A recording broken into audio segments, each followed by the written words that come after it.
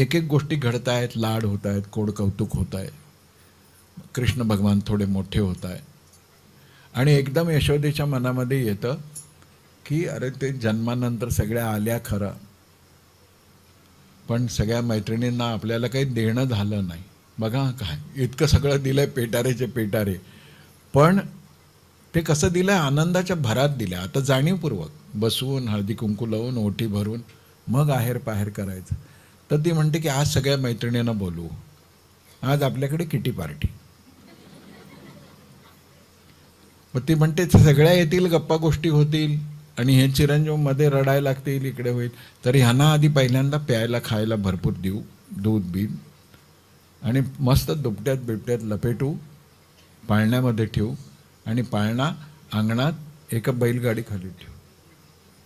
म्हणजे आपल्या गडबडी बोलण्याचा ह्याला त्रास नाही, ह्याच्या रडण्यावर रडण्याचा आपल्याला त्रास नाही, आपल्याला माहिती. आणि म्हणून एक सोहळा यशोदा आयोजित करते. त्याचं निमित्त भगवान श्रीकृष्णांचा जन्म आहे आणि ते पहिल्यांदाच पालथे पडले. अंग परिवर्तन झाल्यामुळं हा सोहळा यशोदा मैयाने आयोजित केला. काय संपन्न आहे आपला देश बघा. मूल पालथं पडलं तर तो बहाणा आहे. उत्सव साजरा करायचा आहे, आनंद करायचा आहे आणि त्या निमित्तानं द्यायचा आहे आणि प्रेम घ्यायचं आहे. अंग परिवर्तन सोहळा, सगळ्या आल्या, गप्पा गोष्टी छान सुरू झाल्या. ह्यांची झोप मोडली ना. यांनी बघितला बैलगाडी खाली आपल्याला ठेवलंय पाळण्या आणि आत मात्र मस्त मैफिल चालली. निमित्त कोण आहे? आपण. आपल्याला कुठे ठेवलं? अंगणात. आणि त्यांची मौत चालली आहे. मग पाळण्यातनं पाय उंचवलाय आणि त्या बैलगाडीला फटका मारलाय. बैलगाडी मोडून पडलेली आहे. आता फर्स्ट इयर सायन्सचा मुलगा किंवा मुलगी विचारेल, लहान मुलाच्या एका पायाच्या फटक्याने बैलगाडी मोडते का? हा शकटासुराचा वध आहे. शकट म्हणजे बैलगाडी, गाडा, राज्य शकट म्हणतो ना आपण. शकट म्हणजे गाडा. आता ह्याचं रहस्य तुम्हा संसारी लोकांच्यासाठी असं आहे की भगवंताचा कोणताही उत्सव साजरा करत असताना आपल्या हातून हा विचार होऊ नये, देव वगळून देवाच्या नावाने उत्सव. याला असं म्हटलेलं आहे की हा शकटासूरही कंसानेच पाठवलेला आहे, म्हणजे पुतनेच्या भावाने पाठवलेला आहे. आणि मामाच्या घरातून जेवढी खेळणी येतोय तेवढा हा भाचा मोडोतोड करतोय. हा खट्याळ आहे, लबाड आहे. देवाला विसरून देवाचं सगळं करत राहणं याला रजोगुण म्हटलंय. म्हणजे जीवनात पाप नको ही पहिली पायरी असेल तर रजोगुण सुद्धा नको. देवाचं करायचं आहे ते देवाला धरूनच. म्हणून कार्यारंभी राम म्हण, कार्य करताना राम म्हण, कार्य झाल्यानंतर रामार्पण म्हण, मग तू सफल होशील. देव विसरून काही करशील तर तुला तो रजोगुणी आहे, ते ढोंग आहे. मला विसरून माझा सोहळा तुम्हाला करता येणार नाही. आपण सगळे करतो आहोत. देव विसरून सगळं चाललंय. डेकोरेशनकडे लक्ष आहे, हे आहे, ते आहे. देवाकडे लक्ष कधी देणार आपण? मग येतं शकटासुर आहे, तो आहे दंभ. रजोगुण नाही, तर रजोगुण पण आहेच त्याच्यात. पण रजोगुणाचं अधिक प्राबल्य येत आहे तृणावर्ताच्या हत्येत, वधा. तृण म्हणजे बवंडर, तृणावर्त, आवर्त काय आपण त्याला म्हणतो, वावटळ. तर ते असं वर वर वर जातं आणि वावटळीचा परिणाम काय होतो, सगळीकडे धूळ धूळ होते. मग राक्षस त्या तृणावर्ताचं रूप म्हणजेच ते बवंडर आहे, वावटळ आहे. त्यात त्या बाळाला उचलायचं, वर न्यायचं आणि वरनं खाली आपटून मारायचं असं ठरलेलं आहे. त्यामुळं तो राक्षस बवंडराचं रूप घेऊन येतो आणि श्रीकृष्ण आपल्या शरीराचं वजन वाढवायला लागतं. त्या तृणावर्ताला दाबतात. ते म्हणतात की तुझा रजोगुण कितीही धुरळा उडवणारा असू दे, सत्वगुणाचं वजन तू सहन करू शकत नाही, म्हणून त्याला मारतात. मग तिसरा गोष्ट काय? पहिली गोष्ट पाप नको, दुसरी गोष्ट देवाला सोडून देवाचं करण्याचा दांभिकपणा नको, तिसरी गोष्ट रजोगुण नको, झालं ना व्यक्तिमत्व विकासाला सुरुवात. अशा सगळ्या लीलांमध्ये आहे तो भगवंत आपल्याला काहीतरी शिकवतो. एक दिवशी कोणीतरी सांगितलं, लाला आहे ना माती खातो. माती खाल्ली त्याने अंगणातली, कॅल्शियम डेफिशियन्सी, माती खाल्ली. यशोदेला कळाल्यानंतर यशोदेला जरा राग येतोच. मग ती ओरडते, फटकळते, आ कर म्हणते. तो आ करतो तर सगळं ब्रह्मांड त्याच्या चेहऱ्यात दे. ती घाबरून जाते. आपलं दिव्य रूप आपल्या आईला कळावं एवढाच त्या लीलेमागचा हेतू आहे. तो म्हणतो की कोणालाही सामान्य समजू नका, प्रत्येक जीवामध्ये ब्रह्मांड सामावलेला आहे याचा अनुभव देता आला पाहिजे. पण दुसऱ्या क्षणी त्याच्या लक्षात येतं की हिला जर कळलं की आपण विश्वविराट रूपवाले ईश्वर आहोत तर ही आपल्यावर आईसारखं प्रेमच करू शकणार नाही. म्हणून आपल्या मायेनी परत तिचा तो अनुभव सगळा दूर करतात आणि माती खाण्याची लीला करतात. अशा अनेक लीलांमध्ये काही ना काहीतरी आहे आणि भक्त त्या लीलांच्या प्रेमात पडतात. आणि प्रेम मोठे. कृष्ण अवतार हा नारायणाचा अवतार आहे, पण भक्तांच्यासाठी मात्र नारायणापेक्षा कृष्ण श्रेष्ठ आहे. आता गंमत आहे नाही, पण ही गंमत सुद्धा प्रेमातून होते आहे, लक्षात घ्या. ते काय म्हणतात की नारायण जो आहे ना 60 गुण आहेत त्यांच्यामध्ये, 60 गुण आहेत नारायणामध्ये. पण आमच्या कन्हैयामध्ये मात्र 4 गुण जास्त आहेत, 64 गुण आहेत. तर विचारतात 4 गुण कोणते जास्त आहेत?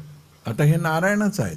ते म्हणतात की 4 गुण आहेत ना, तर आमच्या कन्हैयामध्ये नारायणापेक्षा रूप माधुरी हा गुण अधिक आहे.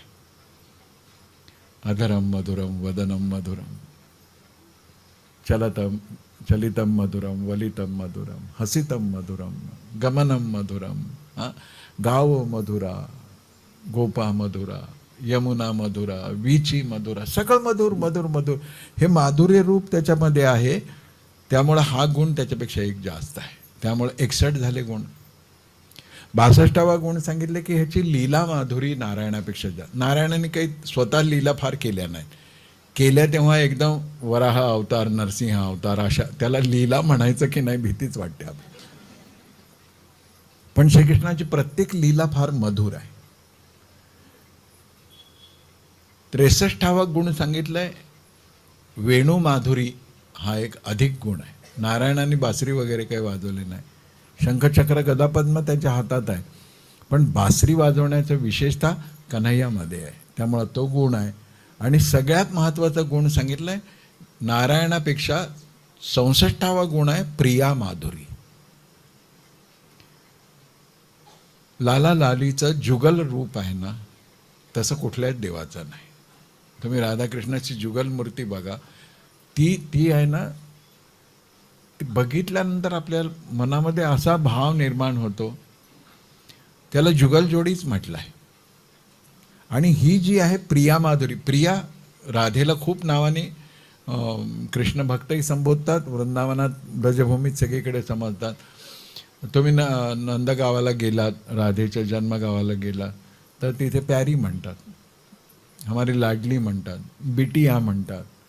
तुम्ही मिथिलेला गेलात तर तिकडे श्रीरामांना राम नाही म्हणत, हमारे जीजाजी म्हणतात, हमारे जमाई म्हणतात. त्यांना पाणी द्या थोडंसं, उचकी कोणाला लागली, पाणी घ्या, पाणी घ्या. जवळ नसेल तर हे घ्या. त्रास होत नाही आहे ना? त्रास होतो नाही. तर अशा प्रकारे 64 गुण भगवंतामध्ये आहेत आणि त्याच्या सगळ्या लीलांमध्ये हे गुण लक्षात घेऊन सगळे त्याच्या अधिकाधिक प्रेमामध्ये पडत आहेत. आता हळूहळू कन्हैया मोठा होतोय. खोड्या करायला घर पुरत नाही, अंगणामध्ये जातोय. मग अंगणामध्ये गेल्यानंतर तिथे काम करणाऱ्या ज्या गोपी आहेत त्यांच्याबरोबर थट्टा मस्करी चालू आहे. त्या ह्याला चिडवतात, तोही त्यांना चिडवतो. आणि गोपी फार चतुर आहेत, त्या प्रेमाचा बहाणा करतायत आणि या छोट्या कन्हैयाला आपल्या मर्जीनुसार नाचवत आहे. कोणी म्हणतं की कान्हा मोरासारखा आवाज काढ. हा मोरासारखा आवाज काढू ना. प्रेम काय काय करत. तुम्ही आज स्पेशल ग्रहपाठ, तुम्ही घरी जाऊन एकदा कृष्णासमोर बसा आणि दुसऱ्या सासरच्या कृष्ण वगैरे नाही, तो घरनं आणलाय ना लंगडा माहेरून, त्याच्या पुढे बसून म्हणा मोराचा आवाज काढ. आता घरी गेल्यावर रात्र झालेली असेल, तो मोराच्या ऐवजी चोराचा आवाज काढे. आधी आपण हे त्याला सांगणारच नाही की तू मोराचा आवाज काढ, तू कोकिळेचा आवाज काढ, तू ह्या पक्षाचा आवाज काढ, तू नाचून दाखव. आता भगवंताला नाचवण्याचं सामर्थ्य भक्तामध्ये आहे की नाही, पण त्या भक्ताचा अधिकार काय? प्रेम. आणि इतकं प्रेम त्या करतायत, खोड्याही करतोय, तो त्रासही देतोय. आता घराबाहेर पडून त्रास देणं सुरू झालंय, मग तक्रारी सुरू झाल्या की यशोदा हे आवर, भयंकर व्रात्य आहे हे पोरग, कधी घरात घुसतं, काही खोड्या करतं, मडकी फोडतं, आमकं करतं, धान्याची कणगी उलटी करून टाकतं. तर यशोदा म्हणते की इतका त्रास देतो ना तो, आता सापडला ना 2-4 फटके 12. गवळणी म्हणतं शहाणीच आहेस तू, आम्ही त्याला मारलं तर तो परत कशाला येईल आमच्याकडे, आम्ही तक्रार करायला नाही आलो, या बहाण्याने त्याला बघायला आलोय. असं होता येतं का आपल्याला? हे सगळं ऐकून छान वाटतं, पण असं होता आलं पाहिजे की बस उसको देखने के लिए बहाना चाहिए. मग काही निमित्त चालतं काही. आज आहे ना वांग्याची भाजी छान केली, मला असं वाटलं तुला द्यावी. विचार करू नका कांदा लसणाची पेस्ट आहे त्यात, मग तो खाईल का नाही, मग हा मसाला आहे तो चालतो, त्याला सगळं चालतं. जे आपल्याला चालतं ना ते त्याला चालतं. म्हणून रोज अगदी कांद्याच्याच लसणाच्याच पदार्थ करून त्याला खायला घालू नका, पण कधीतरी म्हणा त्याला, म्हणा ना की चल आज जरा फिरायला जायचा मूड आहे, गोलगप्पे खाऊया, आज भैयाची भेळ खायची इच्छा आहे, त्याला घेऊन जा बरोबर. पण आपल्याला काय वाटतं ना, सोहळ्यातनं त्याला बाहेर कसं काढायचं, त्याला घेऊन चला. गवळणी ते करतायत, सगळ्यामध्ये त्याला सहभागी करून घेत आहे. आणि मग इतकं प्रेम वाढत जात आहे. तर बघा फटका म्हणाला तर फटकारत नाही, कारण का तो आमच्या घरीच नाही आला तर. मग ह्या खोड्या कोणाला बघायला मिळतील, मग ह्या तक्रारी करायला कसं येता येईल. आणि मग इतकं ते कृष्णमय, इतकं कृष्णमय की अनुसंधान सुटत नाही, एक क्षण जात नाही कृष्णाशिवाय. एका गवळणीच्या घरी दीर जेवायला बसला, काम धाम आटपून आला, थोडा उशीर आला, आवराआवर सगळी झाली होती. आणि ही गवळण आपल्या लहान मुलाला कडेवर घेऊन थोडंसं जोजवत होती. दीर आला म्हणे की भाभीजी खाना परसोगी. हाँ बैठ जाओ. हातपाय धुवून तो बसला, जेवायला सुरुवात केली. तर तो म्हणाला की भाभी मुरांबा आहे का? ते म्हणाले आहे. त्याने कडेवरचं पोर खाली ठेवलं, शेंक्यामधली बरणी काढली, मुरांबा दिराला दिला, पुन्हा बरणी लावली. आता दिराने गुपचूप मुरांबा खायचा की नाही. धीर काय म्हणाला, कन्हैयाला मुरांबा फार आवडतो ना. संपलं चित्र. आणि एक 2-5 मिनिटे गेले असतील, धीर इतका हसायला लागला, इतका हसायला लागला, तर गवळणीला कळे ना की हा वेडा झाला का जेवता जेवता. ते म्हणाले हसायला का लागला. म्हणे भाभी जी आपने क्या किया. उन्होंने क्या किया, देवर जी आपको मुरांबा चाहिए था, मैंने परोस दिया, नहीं फिर मुरांबा रखा कहाँ. म्हणून तिने वर बघितलं तर शिंक्यात पोरगं होतं, मुरांब्याची बरणी खांद्यावर. बास कृष्णाची आठवण आली, कृष्णाची आठवण आली, कृष्णाची आठवण. इतकं वेडं होतं आलं की त्याची आठवण आली ना, मग काही. आणि म्हणून तुम्हाला मजा वाटेल, वृंदावनामध्ये व्रतवैकल्य नाही, नवस सायस काही भानगड नाही. वृंदावनामध्ये कन्हैयाला देवच मानत नाही कोणी. एक तर सखा मानतं, कुटुंबातला मानतं, परिवारातला मानतं, आप्तस्वकीय मानतं. आणि म्हणून संपूर्ण वृंदावनामध्ये तो लाला आहे आणि राधाराणी लाली आहे. आणि म्हणून वृंदावनच्या लोकांचा गर्व असा आहे, प्रेम की लगन लागी है उसको. नाही, वृंदावनातल्या लोकांना प्रेम की लगन लागी है उसको, क्या मथुरा क्या काशी रे. ज्याला प्रेमाची लगन लागली ना, त्याला कुठली मथुरा कुठली काशी. क्या मथुरा क्या काशी रे, गोविंद के गुण गाते फिरते हम वृंदावन के वासी रे. आम्ही वृंदावनातले बस, आम्ही फक्त फिरत राहतो. कोणतंही काम करत असो, गवळणीना अनुसंधान, गवळ्यांना इतकं नाही, गोपांना इतकं नाही, पण गोपींना मात्र खूप अनुसंधान आहे. आणि त्या अनुसंधानातच ते सगळ्या गोष्टी करतात.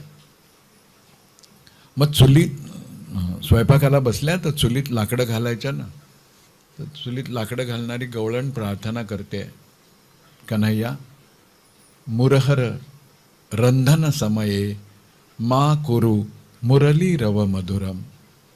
ते म्हणते की कृष्णा, मी स्वयंपाकाला बसते ना तेव्हा तरी मुरली वाजवू नको. का बरं?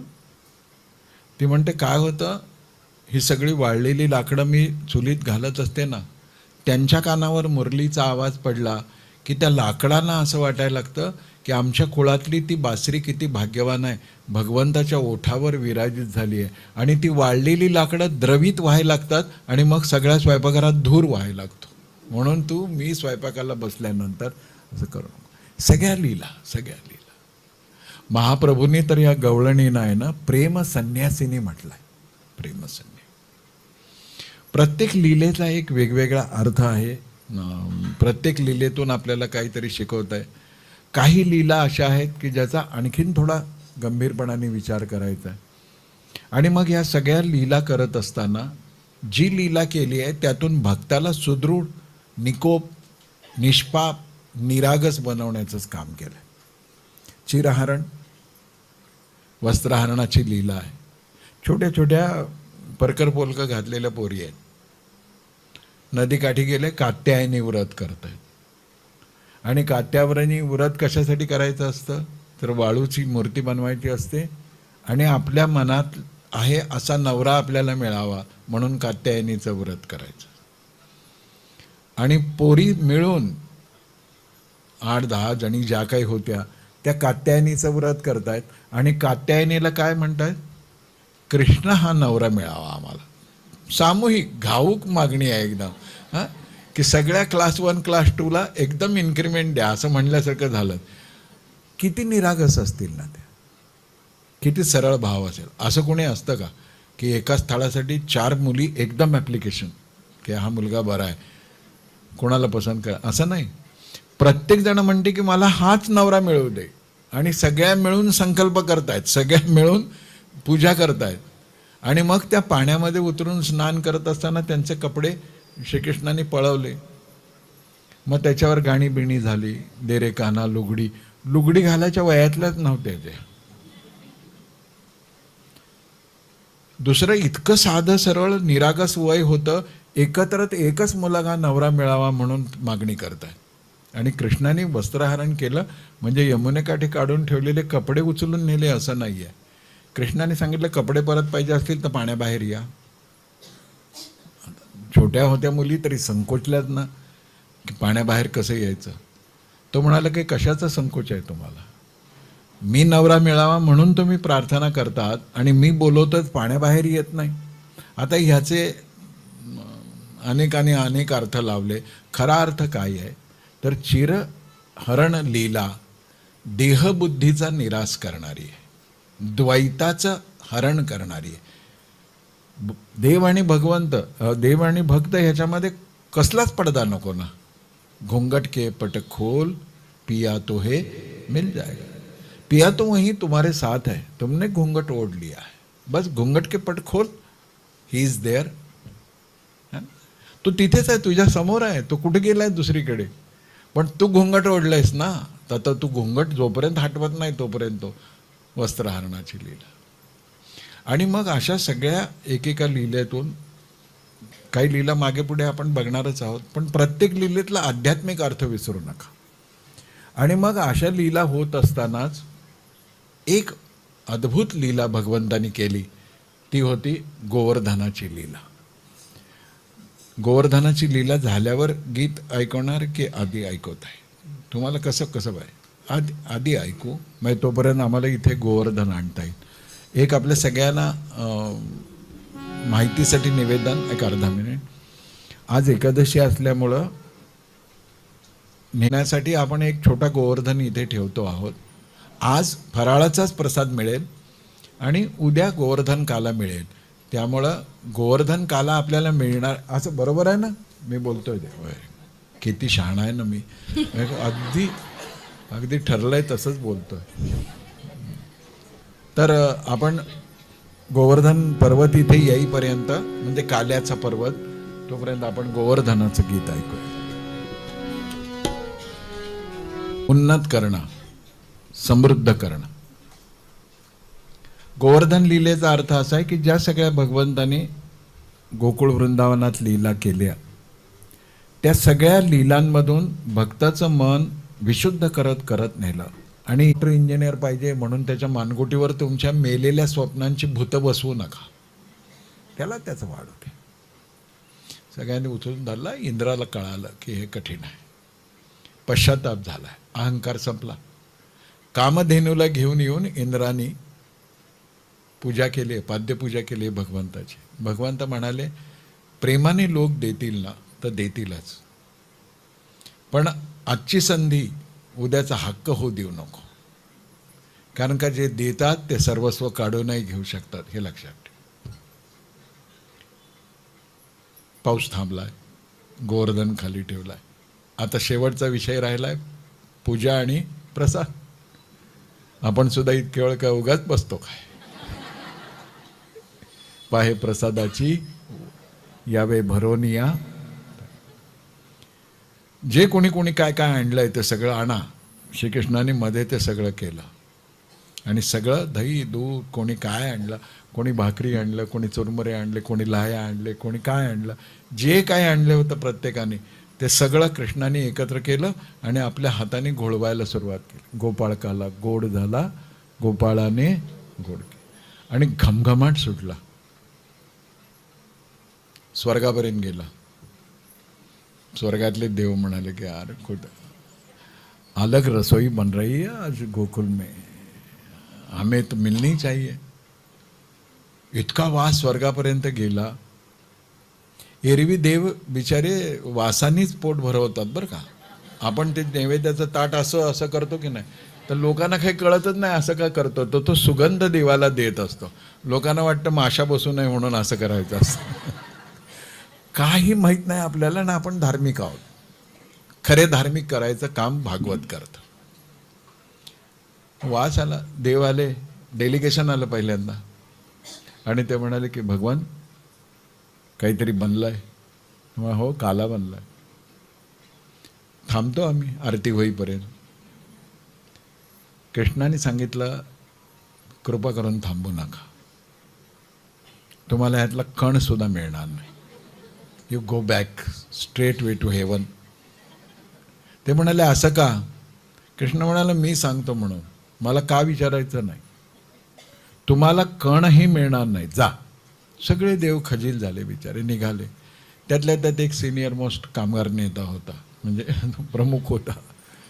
तो म्हणाला की आपण युक्ती करू, मी सांगतो तुम्हाला, तुम्हाला काला खायचा आहे ना, थांबा बस. सगळे गुप्तरूप झाले. कृष्णाने सगळा काला केला, नैवेद्य दाखवला. सगळेजण एकत्र आले आणि सगळ्यांनी मनापासून गर्जना केली, गोवर्धन भगवान की. नैवेद्य दाखवला. आता सगळ्यांना प्रसाद वाटपायला सुरुवात झाली. कृष्णाने सांगितले की 1 मिनिट, काला खाल, हात धुवायचे नाही, अंगाला लावायचे हात. शॅबी ना. सगळे म्हणाले असं का? ते म्हणाले का वगैरे विचारायचं नाही, तुम्ही तसं करा. यमुनेचं पाणी वाहत होतं, तिथे हात धुणं सोपं होतं. पण कृष्णाने सांगितलं की नाही हात धुवायचे काला खाल्ल्यावर, अंगाला पुसायचे. सगळ्यांनी अंगाला पुसलं.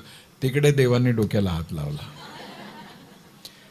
कारण का त्यांच्या म्होरक्यांनी त्यांना सांगितलं होतं की आपल्याला असा काला खायला देत नाही. हे सगळे गोप गोपी बाल गोपाल काला खातील तर यमुनेच्या पाण्यात हात धुवायला येतील ना. आपण मासे बनवू आणि त्यांचं उष्ट खाऊ.